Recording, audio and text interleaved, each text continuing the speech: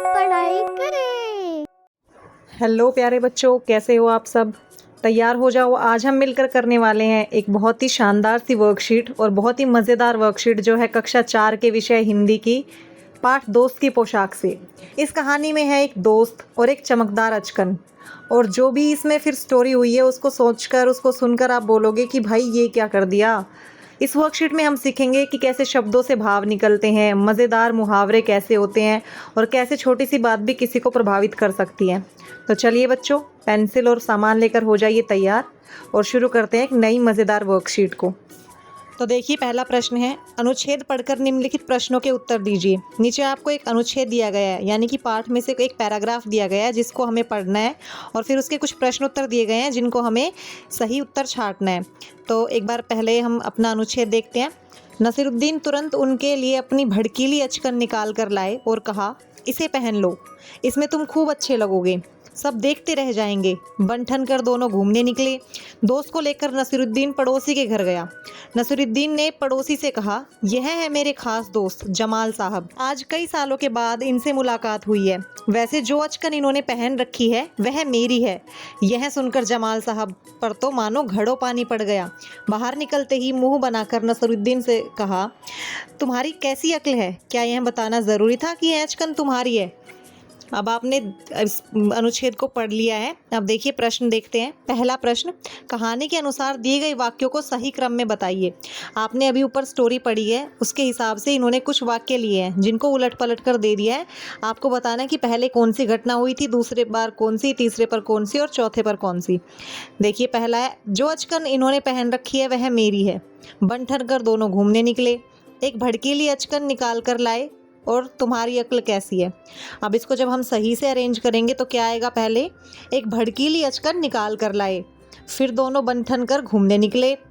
फिर उन्होंने अपने दोस्त से क्या कहा था कि जो अचकन इन्होंने पहन रखी है वह मेरी है, और उसके बाद जमाल साहब ने उनको क्या बोला था कि तुम्हारी अक्ल कैसी है। तो अभी हमने जो क्रम देखा इसके हिसाब से हमारा सही जो आंसर है वो क्या होगा, पहले पर आना चाहिए जो तीसरे नंबर पर दिया हुआ है। तो सबसे पहले आएगा तीसरा वाक्य, उसके बाद दूसरा वाक्य, फिर पहला और फिर चौथा, और ये ऑप्शन कौन सा है, देखिए घ। तो इसमें क्या आएगा आंसर, घ। नेक्स्ट, नसीरुद्दीन की कई सालों बाद मुलाकात किससे हुई थी। ऑप्शंस देखते हैं, पड़ोसी से, अचकन, जमाल साहब या इनमें से कोई नहीं। तो इसका उत्तर होगा जमाल साहब। नेक्स्ट, वैसे जो अचकन इन्होंने पहन रखी है वह मेरी है। इस वाक्य में संज्ञा शब्द बताइए। अब देखिए, पहले जानते हैं संज्ञा होती क्या है। संज्ञा का एक बहुत ही सिंपल और अच्छा जो आप समझ सकते हो वो ये है कि संज्ञा होता है किसी भी चीज़ का नाम, किसी भी भाव का, व्यक्ति का, इंसान का, वस्तु का, किसी का भी नाम जो होता है वो संज्ञा कहलाती है। अब इनमें से ऑप्शंस देखते हैं, पहन, मेरी, इन्होंने, अचकन। तो इनमें से नाम क्या है, अचकन। अचकन यानी कि कपड़ा, कपड़े का नाम। तो ये इसका आंसर क्या होगा, अचकन। नेक्स्ट, मानो घड़ों पानी पड़ गया, इस मुहावरे का सही अर्थ बताइए। तो ऑप्शंस देखते हैं हम, इसके ऑप्शंस क्या दिए हुए हैं, क, घड़ा टूट जाना, पानी बह जाना, शर्मिंदा होना या गुस्सा आना। तो पहले हम समझते हैं मुहावरा होता क्या है। मुहावरा मतलब ऐसी बात जो सीधे न कही जाए लेकिन उसका मतलब बहुत गहरा और मज़ेदार होता है। मतलब कि जो आम बोलचाल भाषा होती है उसमें वो काम आता है, जिससे हमारी बात और भी मज़ेदार हो जाती है। अगर इसको उदाहरण से समझा जाए तो हम कह सकते हैं, राहुल तो ईद का चांद है। अब आप सोचिए, क्या वो सच में ईद का चांद है, नहीं, लेकिन इसका क्या मतलब है कि वो बहुत कम दिखाई देता है। जैसे ईद का चांद बहुत कम दिखाई देता है, तो ऐसे ही राहुल की तुलना ईद के चांद से की गई है। तो इसको मज़ेदार बनाकर बोला गया, राहुल तो ईद का चांद है। तो जो ईद का चांद है वो क्या है, मुहावरा। तो अब इसका आंसर क्या होगा, शर्मिंदा हो जाना। मानो घड़ों पानी पड़ गया, इसका अर्थ है शर्मिंदा हो जाना। नेक्स्ट, तुम्हारी अक्ल कैसी है, ये बात किसने कही। तो आपने ऊपर देखा था, जब नसीरुद्दीन ने अपने दोस्त से कहा था कि इन्होंने जो पोशाक, जो अचकन पहन रखी है वह मेरी है, तो ये बात सुनकर जमाल साहब ने बाहर आकर उन्हें बोला था कि तुम्हारी अक्ल कैसी है। तो इसके आंसर देखते हैं हम, जमाल साहब ने, नसीरुद्दीन ने, पड़ोसी ने या इनमें से किसी नहीं। तो इसका आंसर क्या होगा, जमाल साहब ने। अगला प्रश्न, चित्र में दिखाई गई घटना का वर्णन अपने शब्दों में कीजिए। नीचे आपको एक चित्र दिया गया है जिसके बारे में आपको समझना है और उसके बारे में अपने आप अपने शब्दों में लिखना है कि क्या हो रहा है इस चित्र में। तो देखिए बच्चों, सबसे पहले चित्र को ध्यान से देखो। इसमें क्या हो रहा है, कौन कौन लोग हैं, पानी कहाँ तक है, इसमें आपको क्या समस्या दिख रही है और लोग क्या कर रहे हैं, उनके चेहरे का भाव क्या है, पानी कितना है, लोग कहाँ पर है। अब तुमने ये सब देखा और समझा। अब जो भी आपने देखा इसमें और जो समझा उसको अपने शब्दों में लिखो, छोटे छोटे वाक्य बनाओ। जैसे आप कहाँ से क्या कर सकते हैं कि यह चित्र बाढ़ का है ना, बाढ़ आ गई है और लोग छत पर बैठे हुए हैं या लोग नाव में भी जा रहे हैं, लोग डरे हुए हैं। तो जो भी आपको महसूस हो रहा है, जो भी आपको समझ आ रहा है इस चित्र से, उसको आपको अपने वाक्यों में, अपने शब्दों में बनाकर लिखना है। ठीक है। अगला प्रश्न देखिए, प्रश्न नंबर 3, निम्नलिखित वाक्यों में से विशेषण शब्द छांट कर लिखिए। नीचे कुछ वाक्य दिए गए हैं, उनमें से जो विशेषण शब्द है वो हमें छांटने हैं। तो विशेषण वो शब्द होते हैं जो किसी भी संज्ञा या सर्वनाम की विशेषता बताते हैं, उसके गुण के बारे में बताते हैं कि वो कैसा है। ठीक है, उसके गुण, दोष, भाव, कुछ भी जो आपको शब्द, जिस शब्द से पता चलता है वो विशेषण कहलाता है। जैसे देखिए, सुनीता बहुत मेहनती है, तो सुनीता कैसी है, मेहनती। तो उसके बारे में क्या विशेषता पता चल रही है हमें, मेहनती। तो जिस शब्द से हमें ये पता चले कि कोई चीज़ कैसी है वो विशेषण होता है, तो इसमें क्या होगा, मेहनती। नेक्स्ट, रमेश के पास काली गाय है। अब गाय है वो कैसी है, काली, तो जो काली शब्द है वो विशेषण है। नेक्स्ट, मोहन का घर सबसे बड़ा है। अब मोहन के घर की क्या विशेषता बताई गई है कि वो सबसे बड़ा है, तो इसमें विशेषण शब्द क्या होगा, सबसे बड़ा। कैसा यानी कि सबसे बड़ा। नेक्स्ट, उसकी कमीज़ का रंग सफ़ेद है, कि उसने जो कमीज पहनी हुई है वो कैसी है। तो जो शब्द कैसी का जवाब दे वो क्या होगा, विशेषण। तो कैसी क्या है, सफ़ेद, तो सफ़ेद शब्द जो है वो है विशेषण। नेक्स्ट, कुछ फल खरीद कर लाओ। तो अब इसमें देखिए कुछ, जो कुछ शब्द है वो विशेषण है। ठीक है। नेक्स्ट, मैंने 2 पौधे लगाए। तो इसमें क्या होगा, विशेषण आपका 2, कितने यानी कि 2 पौधे लगाने हैं आपको। नेक्स्ट, हमेशा ताजे फल खरीद कर खाओ। कैसे फल खरीद कर खाओ, ताजे, तो जो ताजे शब्द है वो क्या है, विशेषण है। अगला प्रश्न, चित्र देखकर मुहावरे का पता लगाइए और अपने वाक्यों में प्रयोग कीजिए। नीचे आपको चित्र दिए गए हैं, उन चित्र को समझकर ये पता करना है आपको कि ये किस मुहावरे के बारे में बात हो रही है, और उसके बाद उसको वाक्य में प्रयोग करते हुए भी लिखना है। तो अभी हमने ऊपर भी पढ़ा कि मुहावरे का मतलब ऐसी बात जो सीधी ना कही गई हो। उसका मतलब जो होता है वो बहुत गहरा और मज़ेदार होता है। मतलब किसी भी बात को बहुत इंटरेस्टिंग बनाने के लिए, मज़ेदार बनाने के लिए हम उसे सीधा ना कहकर मुहावरे का प्रयोग करते हुए कहते हैं, ताकि उस बात का मतलब थोड़ा और मज़ेदार हो। तो देखिए, हम पहला देखते हैं, दीपक। अब इसके बाद आपको आधा दिया हुआ है मुहावरा, जिसको आपको पूरा करना है।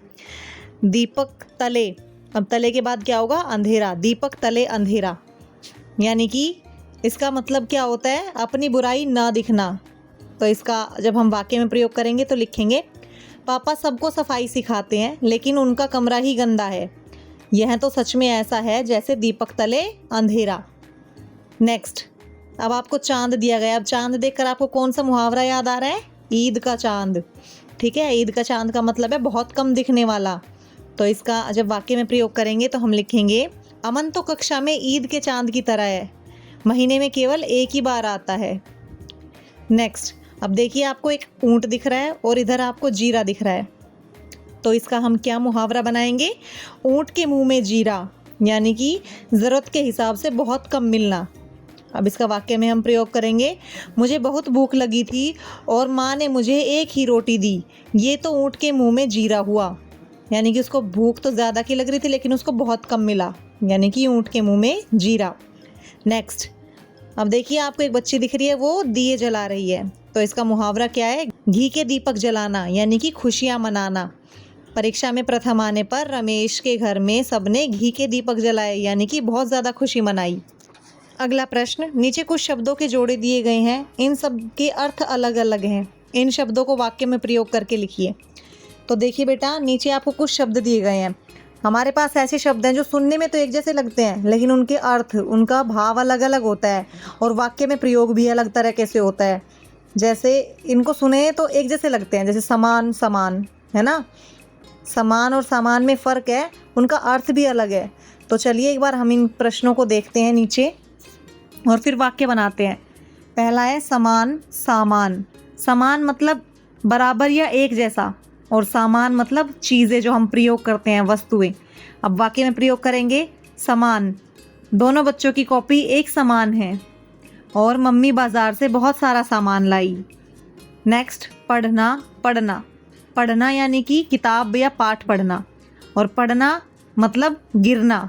ठीक है, अब इसका वाक्य में प्रयोग जब हम करेंगे तो लिखेंगे मैं रोज़ सुबह जल्दी उठकर पढ़ता हूँ।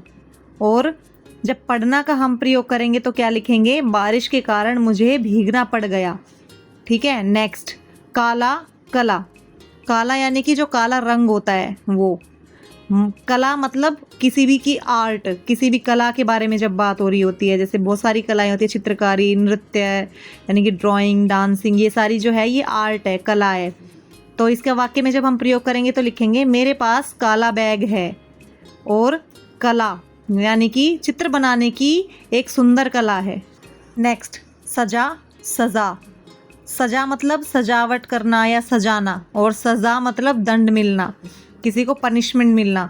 तो इसका वाक्य जब हम प्रयोग करेंगे तो लिखेंगे दिवाली पर हमने अपना घर बहुत अच्छे से सजाया। और सजा यानी कि सज़ा को जब हम लिखेंगे, चोरी करने की उसे सज़ा मिली, यानी कि जब उसने चोरी किया तो उसको पनिशमेंट मिला, चोरी करने की उसे सज़ा मिली।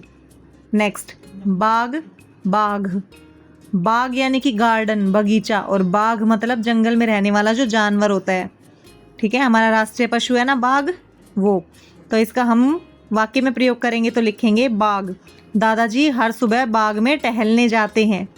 और बाघ, बाघ को जंगल का राजा कहा जाता है। नेक्स्ट है गृही और ग्रह। अब आपको पता है जो गृह यानी कि घर, और ग्रह जैसे हमारे अंतरिक्ष में ऊपर कई सारे ग्रह हैं। तो जब इसका वाक्य में प्रयोग करेंगे तो हम लिखेंगे मेरे चाचा का आज गृह प्रवेश है। और ग्रह में हम लिखेंगे बृहस्पति सबसे बड़ा ग्रह है। अगला प्रश्न उचित मिलान कीजिए। आपको एक तरफ मुहावरे दिए गए हैं और दूसरी तरफ उनका अर्थ दिया गया है। तो चलिए एक बार इनको मिलाते हैं हम। तो मुहावरा है पहले, सिर मुंडाते ओले पड़ना, यानी कि इसको हम मैच करेंगे, काम शुरू करते ही बाधा आना। नेक्स्ट ऊँट के मुंह में जीरा, यानी कि अधिक खाने वाले को कम देना। नेक्स्ट दीपक तले अंधेरा, इसको हम मैच करेंगे अपनी बुराई दिखाई न देना। नेक्स्ट ईद का चांद होना, यानी कि बहुत दिनों बाद दिखाई देना। नेक्स्ट घड़ों पानी पड़ना, यानी कि शर्मिंदा होना। और 9-2-11 होना, इसका मतलब है भाग जाना। तो इस तरीके से आपने इस पूरी वर्कशीट को हल कर लिया है। उम्मीद है आपको ये बहुत अच्छे से समझ आई होगी। इसी तरीके की आसान और अच्छी वीडियोस के लिए जुड़े रहिए लर्निंग लैडर के साथ, और वीडियो को लाइक कीजिए, शेयर कीजिए और चैनल को सब्सक्राइब कीजिए।